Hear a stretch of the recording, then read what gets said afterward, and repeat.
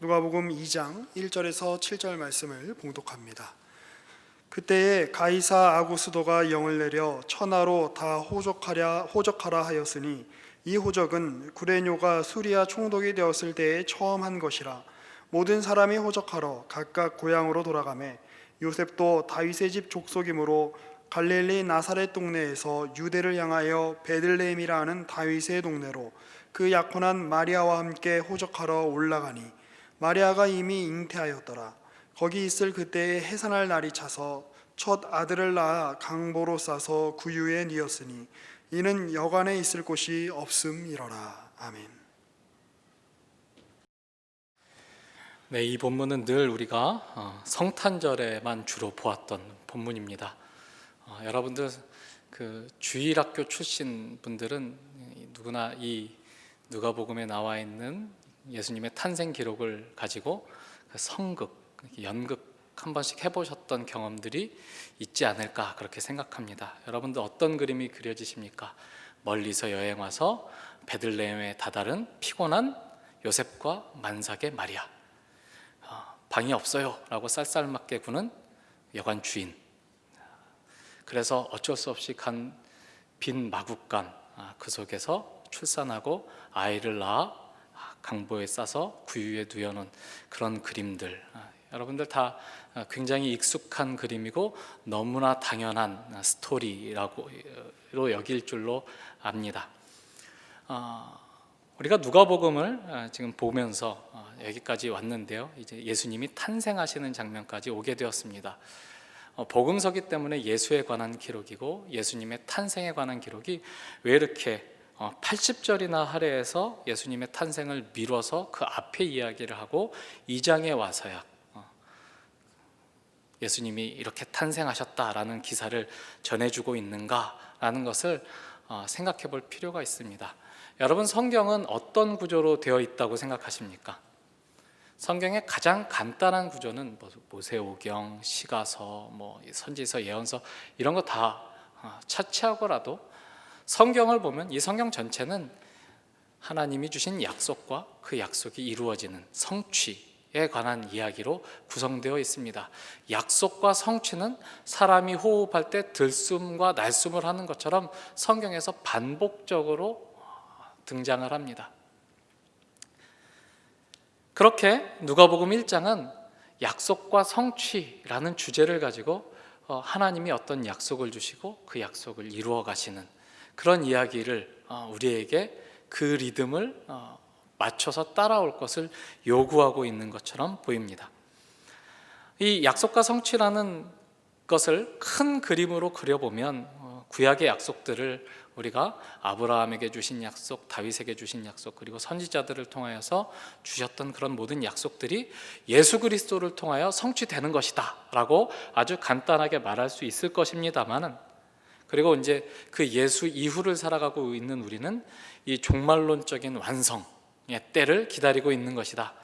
하나님이 약속하셨고 예수 그리스도를 통해서 성취한 그것을 우리에게 완전하게 이루어 주실 때까지 기다리는 시간으로서 우리가 이 역사, 성경 전체의 역사와 우리가 처한 지금의 자리를 이해하고 있습니다만, 그러나 이렇게 간단하게 도식화된 성경의 큰 이야기 흐름 속에는 그 가운데 사이사이에 우리가 이미 역사서를 살펴보아서 확인한 바와 같이 무수히 많은 약속과 성취의 이야기들로 가득 차 있다는 것을 보게 됩니다. 그것은 무엇을 말하고 있을까요? 그것은 하나님이 자신의 성품을 드러내시는 가장 중요한 하나님의 일하시는 방식이라고 우리가 이해할 수 있을 것입니다. 여러분, 하나님의 성품하면 어떤 것들이 가장 먼저 떠오르십니까? 하나님의 성품, 하나님은 어떤 분이시다? 선하신 분이시다, 자비하신 분이시다, 신실하신 분이시다. 이런 하나님의 어떠하심이 여러분들에게 떠오르겠죠. 성경은 그것에 대해서 구구절절한 설명을 하지 않습니다. 하나님은 이러이러한 분이시다, 하나님은 이러이러한 분이시기 때문에 이런 성격을 가지고 계시고, 그렇게 구구절절하게 설명하지 않고 지난주에 윤 목사님께서 말씀하셨던 대로 성경을 딱 펼치면 다짜고짜 느닷없이 창세기 1장 1절에서 하나님이 세상을 창조하셨다 이것들아 이렇게 하는 것 같이 그렇게 충격적으로 하나님이 하신 일을 선포할 뿐입니다. 자, 여기에 그분께서 하신 일이 소개가 되고 있다. 그분이 어떤 분이신지, 그분은 어떻게 일하시는 분이신지 여기 나와 있는 그분이 일하시는 이야기를 통해서 한번 확인해봐라, 경험해봐라 하는 것이죠. 우리가 어떤 사람이 누군가가 어떤 사람인지 알기를 원하면 어떤 방법이 가장 효율적일까요? 그와 많은 시간을 보내는 것이 가장 효율적인 방법일 것입니다. 가장 정확한 방법이죠. 그에 대해서 많은 정보를 우리가 간접적으로 들을 수 있을 것입니다. 그는 키가 몇이고 몸무게가 몇이고 직장은 어디고 연봉은 얼마고 고향은 어디고 부모님은 뭐 하시는 분이고 이런 설명들을 다 들을 수 있지만 그런 것들은 그 사람이 어떤 사람이냐를 알기 위해서는 아주 작은 부분에 불과하다는 것을 알게 돼요. 그가 어떤 사람인지 더 깊이 알기 위해서는 그와 시간을 보내야 됩니다. 그와 함께 어떤 사건을 겪어야 합니다. 그래서 이야기가 생겨나게 되고 그 사람과 함께한 이야기가 생겨나게 되고 그래서 그와 함께한 이야기를 통해서 우리는 그 사람에 대한 어떤 풍성한 알을 획득할 수 있게 되는 것이죠. 누군가와 어떤 일을 함께 하거나 어떤 길을 함께 가거나 해서 그와 보낸 오랜 시간이 쌓이면 우리는 말로 다 설명할 수는 없지만 그가 어떤 사람인지를 알게 됩니다. 그런 것들을 말로 꺼내서 설명하라고 하는 것이 얼마나 어려운 일인지를 알게 돼요. 저한테 누가 또 여기 윤철규 목사님 알아? 이렇게 물어보면 알지 라고 대답할 거지만 윤 목사님은 어떤 사람이야? 그러면 되게 난감할 겁니다. 어떻게 설명을 해야 되지? 어디부터 해야 되지? 그렇지만 분명하게 저는 알고 있죠. 윤 목사님은 어떤 분이고 내가 경험한 윤 목사님은 어떤 사람인지 우리가 함께 보낸 시간 속에서 어떤 유형의 사람인지 어떤 퍼스널리티를 가지고 있는지 경험해서 대부분 알고 있게 됐죠. 물론 더 깊이 알아가야 될 부분들이 아직 있겠습니다만 더 정확히 하려면 누구에게 물어보면 될까요? 사모님에게 물어보면 되죠. 다음이 아빠는 어떤 분이세요? 라고 물어보면 되는 겁니다. 성경은 그래서 하나님을 설명하지 않습니다. 하나님이 하신 일을 우리에게 펼쳐 보여주죠. 하나님이 하신 일은 무엇이냐면 약속하고 그 약속을 지켜가시는, 약속 주시고 그 약속을 성취해 가시는 일로 성경이 전부 가득 차 있다는 것을 우리가 보게 됩니다. 그리고 그분과 더불어 함께, 그분과 함께 동행하는 사람들의 이야기를 우리에게 들려주죠. 하나님에 관한 이야기지만 하나님의 이야기가 그분과 함께 걸었던 사람들의 이야기로 우리에게 소개가 되고 있습니다. 그래서 우리는 그 이야기를 들으면, 그 이야기 속에 들어가면 그 이야기 속에 있는 사람들과 동일한 경험들을 간접적으로나마 하게 됩니다. 더 놀라운 것은 그 이야기가 아주 옛날에 있었던 옛날 이야기가 아니라 오래전 옛 이야기에 그치는 것이 아니라 지금 여기에 있는 우리에게도 일관적으로 이어져 오고 있고 우리에게도 그들과 동일하게 참여의 기회를 부여하는 이야기라는 것을 알게 되는 것이죠. 그것이 바로 성경의 기록자들이 이해한 역사라는 개념입니다. 역사는 무엇이냐? 하나님이 어떤 일을 해 가시는 과정, 하나님이 어떤 약속들을 성취해 나가시는 시간의 사건들이 바로 역사인 것이죠. 우리가 생각하는 역사와 사뭇 다릅니다. 여러분, 오늘 우리가 읽은 본문을 보면 그때 가이사 아구스도가 영을 내려 천하로 다 호적하라 하였으니 이 호적은 구레뇨가 수리아 총독이 되었을 때에 처음 한 것이라, 이렇게 시작을 하고 있습니다. 예수님의 탄생 이야기를 하면서 가장 먼저 로마 시대의 황제를 소개하고 그 황제가 어떤 명령을 내렸는지, 그리고 그 명령을 실제로 예수님이 살고 있었던 지역에서 받아서 수행했던 총독이 누구였는지를 소개하고 있어요. 아주 전형적인 역사가들의 사건 설명 방식을 따라가고 있습니다. 그래서 여러분, 이 누가는, 누가복음의 저자인, 누가복음과 사도행전의 저자인 누가는 성경의 기록자들 중에서 가장 역사가를 닮았다라고 사람들이 이해하고 있는 사람들입니다. 역사 기록의 형식에 가장 충실한 복음서 기록자였기 때문에 아마 그랬었을 것입니다. 그러나 그를 단지 우리가 이해하고 있는 세속 역사를 기록하는 역사가들과 동일선상에 그를 놓는다면 누가가 아마 삐질 것입니다. 나를 거기에 놓으면 안 돼. 나는 그런 역사를 기록하는 사람이 아니야 하고 그 누구보다도 누가 자신이 실망하게 될 것입니다. 사실 그는 역사를 기록하는 일, 그러니까 우리가 말하는 세상 사람들이 이해하는 방식으로서의 역사를 기록하는 일에는 전혀 관심이 없습니다. 단지 우리가 복음이라고 부르는 그 사건이 우리가 살고 있는 시 공간 속에서 펼쳐진 사건이기 때문에 그때에는 누가 다스렸고 그때 다스리는 사람이 어떤 명령을 내려서 그것이 복음 사건에 어떤 영향을 미쳤는지를 기술할 뿐이죠. 그래서 누가복음을 역사를 기록했다라고 하면 굉장히 잘못 오해를 하고 있는 것입니다. 누가복음 1장 1절에서 4절 말씀을 한번 다시 보겠습니다. 누가는 자기가 이 복음서를 기록한 목적을 이렇게 말하고 있습니다. 1절, 우리 중에 이루어진 사실에 대하여 처음부터 목격자와 말씀에 일꾼된 자들이 전하여 준 그대로 내력을 저술하려고 붓을 든 사람이 많은지라 그 모든 일을 근원부터 자세히 미루어 살핀 나도 데오빌로 각하에게 차례대로 써 보내는 것이 좋은 줄 알았노니 이는 각하가 알고 있는 바를 더 확실하게 하려 함이로라. 누가는 자신이 복음서를 기록하는 목적을 이 복음서를 받는 데오빌로 각하라는 사람이 알고 있었던 바를 더 확실하게 하기 위하여 복음을 전해 듣고 기독교에 들어왔거나 아니면 기독교에 아주 깊은 관심을 표하는 그 사람이 그 들은 바가 믿을 만한 것이구나, 확실한 것이구나, 하나님의 신실함을 드러내는 것이구나라는 것을 알게 하기 위하여 나는 이것을 쓰고 있다. 그러니까 역사를 기록하는 어떤 역사가의 관점과는 전혀 다른 관심을 가지고 어떤 사건들을 추적해가고 있는 것입니다.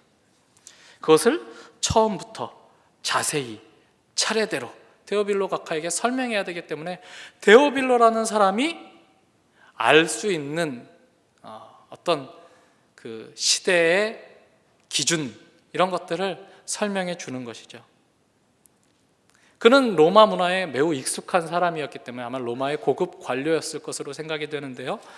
가이사 아구스도 시대, 그 다음에 구레뇨라는 사람이 시리아의 총독으로 다스리고 있었던 시대라고 어떤 배경 지식을 그에게 전달해 주는 것입니다. 중요한 건 가이사가 다스리고 있다, 구레뇨라는 사람이 시리아의 총독이었다라는 사실이 아니라 당신 가이사 아구스도를 아시죠?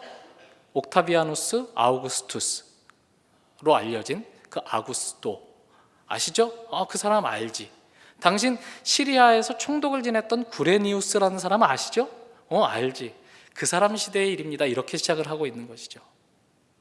중요한 것은 그때는 옥타비아누스 아우구스투스가 로마의 평화를 가져왔던 시기였다를 강조하는 데 있지 않습니다.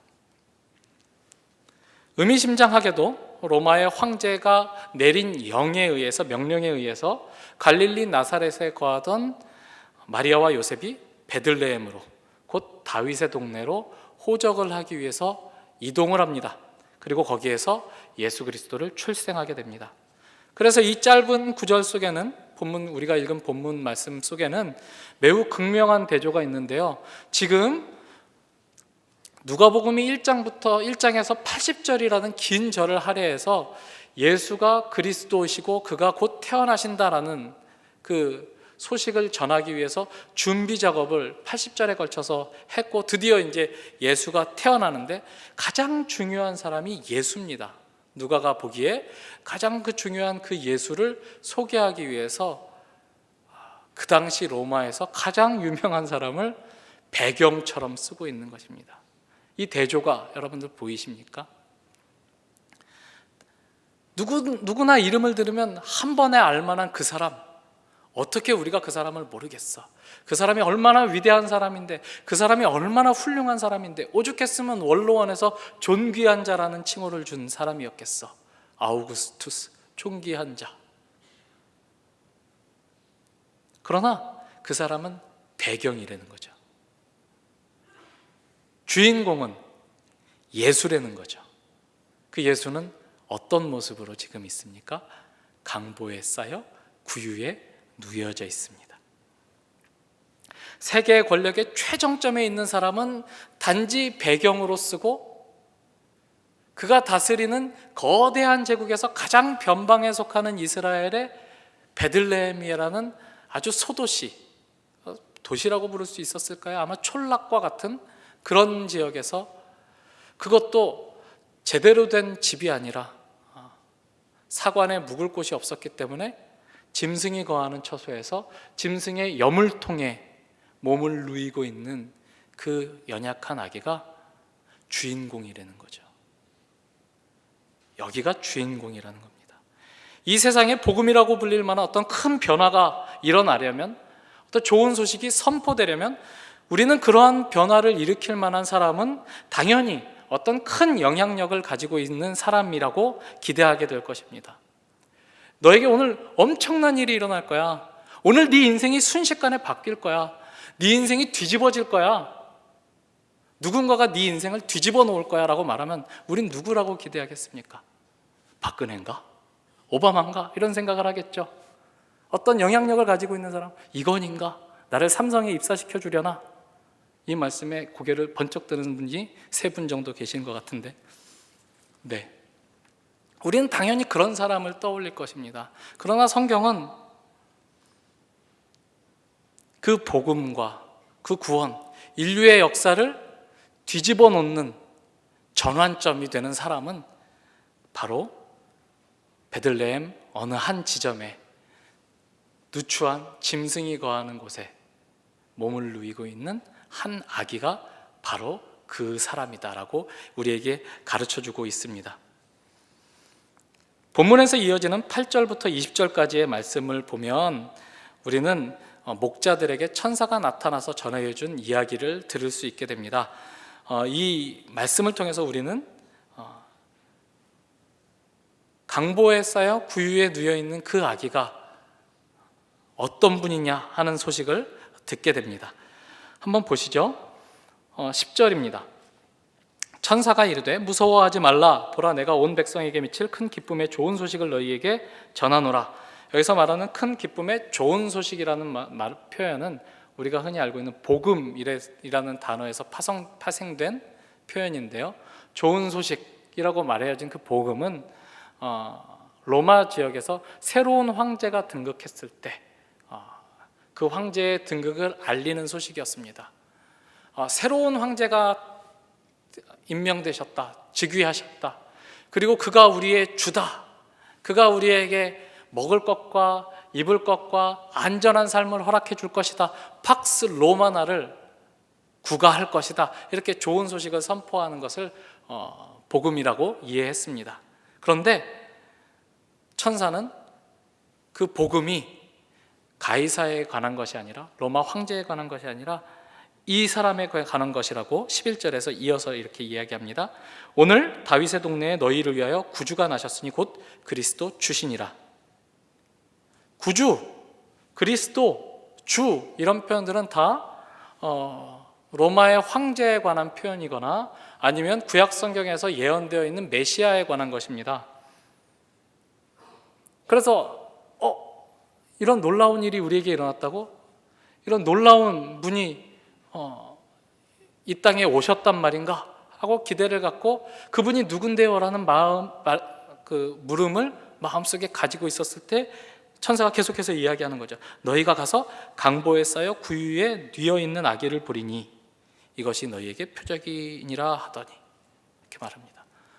그 사람 어떤 사람인가요? 이렇게 마음속에 질문을 가지고 있었을 때 너희가 강보에 쌓여서 구유에 짐승의 먹이통에 눕혀져 있는 한 아기를 보게 될 것이다. 그가 바로 그 복된 소식을 가져오는 사람이다 라고 이야기를 하는 거죠. 로마가 아니라 다윗의 동네, 로마 문화권에서 널리 쓰이는 그 구주라는 표현이 동원되는, 오직 황제만이 주로 여겨지던 로마에서 한 변방의 작은 마을에서 그리스도가 나신다. 그가 진정한 주고, 그가 진정한 구주고, 그가 구약 성경이 예언하고 있는 메시아 그리스도다라고 목자에게 알려주고 있습니다. 굉장한 대조를 하고 있는 것이죠. 계속해서 그 로마의 권력의 최정점에 있는 사람과 그 로마의 지배하에 있는 피지배국의 가장 그 변방에 속한 한 고을의 여관도 아닌 마국간의 구유에 눕혀 있는 예수를, 그는 아무것도 아니고 이 아기가 주다라고 이야기하고 있는 것이 바로 오늘 본문입니다. 그래서 우리는 이 사건을 통해서, 이 기록을 통해서 역사를 다시 보게 되는 것입니다. 사건을 다시 보게 되는 것이죠. 우리를 진정한 의미의 역사, 그냥 소문자로 쓰여진 히스토리가 아니라 대문자 히스토리로 우리를 초대하는 이야기를 오늘 본문이 우리에게 전해주고 있습니다. 거기에 오신 분, 강보에 쌓여 구유에 누워있는 아기 예수, 그리고 그를 보기 위해 찾아온 목자들, 이 사람들이 역사의 가장 큰 전환점을 목도하게 되고 그 지점에 참여자로 하나님의 부름을 받고 있는 장면을 우리가 보게 되는 것이죠.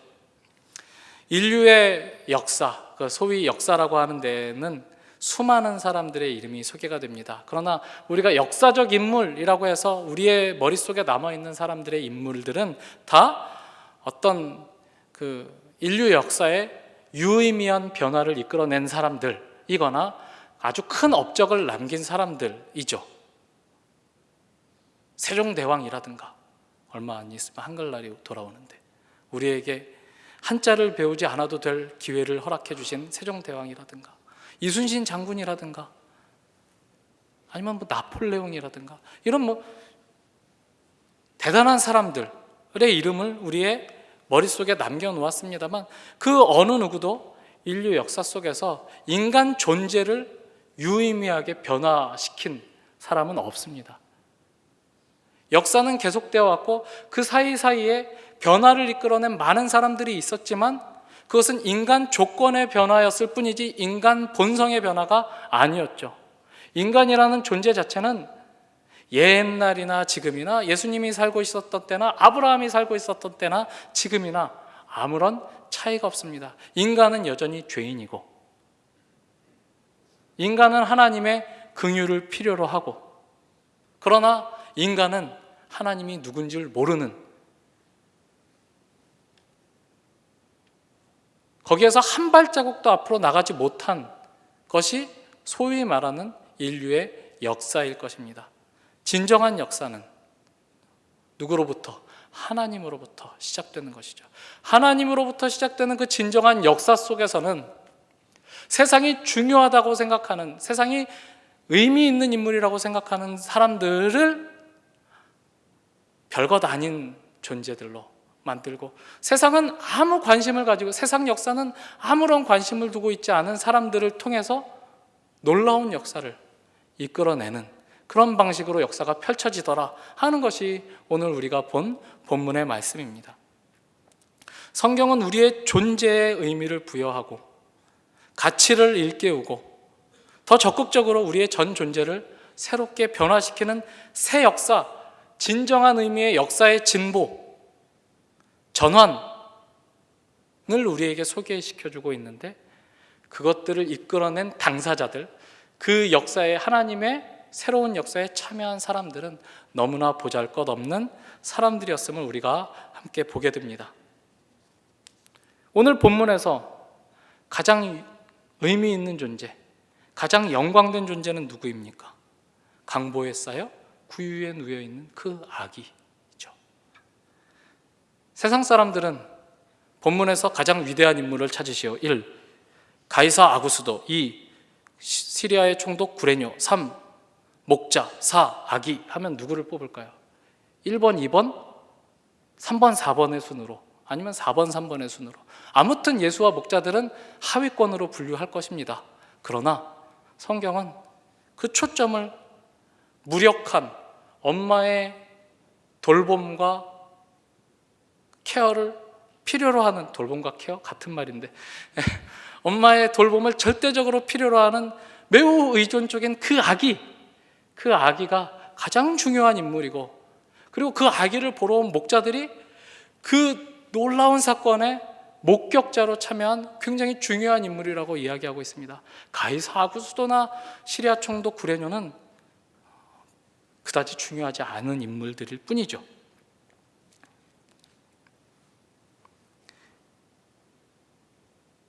이 중요한 사건을 목도하고 그 사건에 참여하고 돌아간 사람들, 목자들은 그 이후에 어떤 인생을 살았을까요?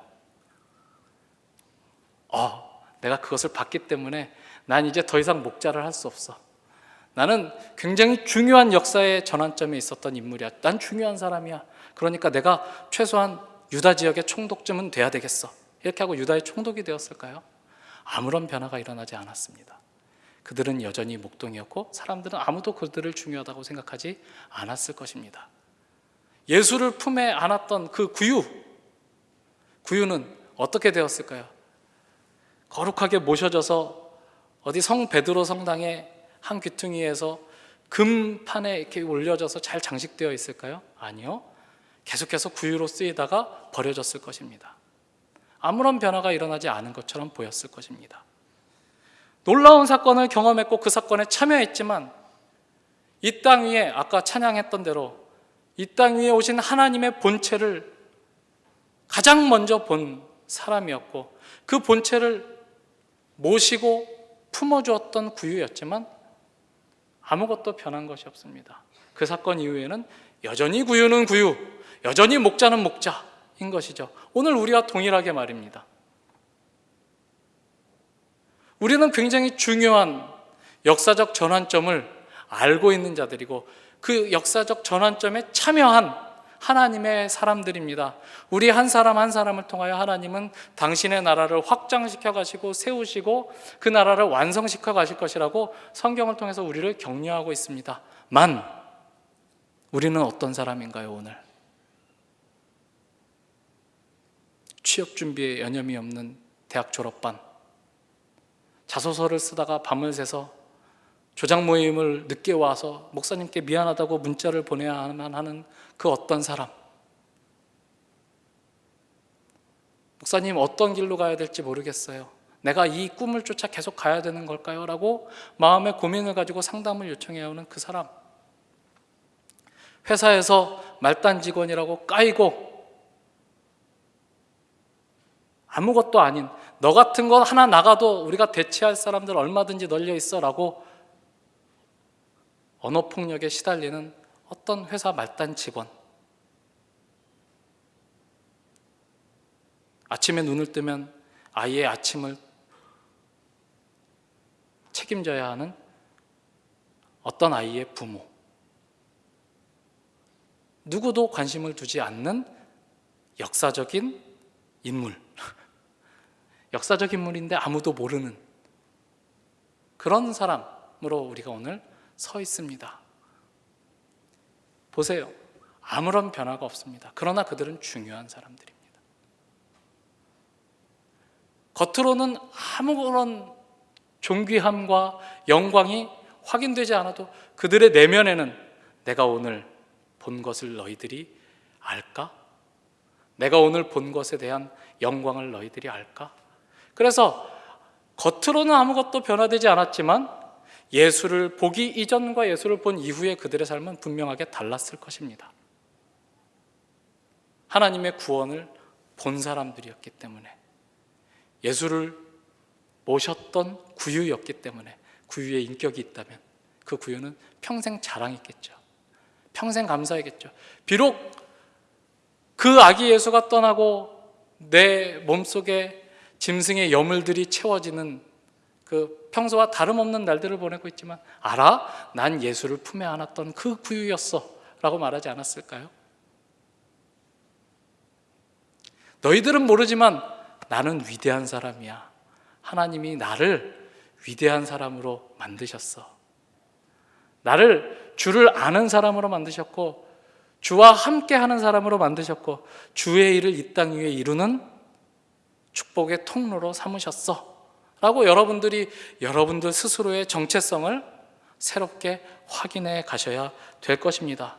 그 어떤 역사적인 인물보다도 이건이나 빌 게이츠나 스티브 잡스보다도 여러분이 훨씬 더 중요한 사람들입니다.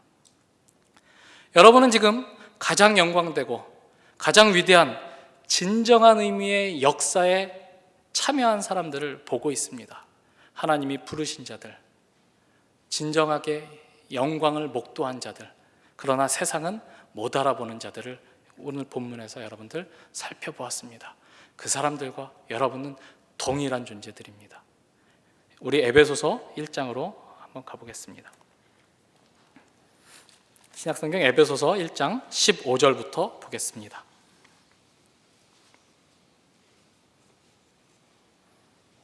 신약성경 311면 에베소서 1장 15절. 이로 말미암아 주 예수 안에서 너희 믿음과 모든 성도를 향한 사랑을 나도 듣고 내가 기도할 때 기억하며 너희로 말미암아 감사하기를 그치지 아니하고, 우리 주 예수 그리스도의 하나님 영광의 아버지께서 지혜와 계시의 영을 너희에게 주사 하나님을 알게 하시고 너희 마음의 눈을 밝히사 그의 부르심의 소망이 무엇이며 성도 안에서 그 기업의 영광의 풍성함이 무엇이며 그의 힘의 위력으로 역사하심을 따라 믿는 우리에게 베푸신 능력의 지극히 크심이 어떠한 것을 너희로 알게 하시기를 구하노라. 우리에게 하고 있는 말씀입니다. 너희가 어떤 존재인지, 너희를 부르신 하나님이 어떤 하나님이신지 너희가 알기를 내가 구하노라. 그것을 안다면, 그것을 알기 이전의 너희와 그것을 안 이후의 너희는 분명히 다른 존재가 될 것이다. 계속해서 보시죠. 20절.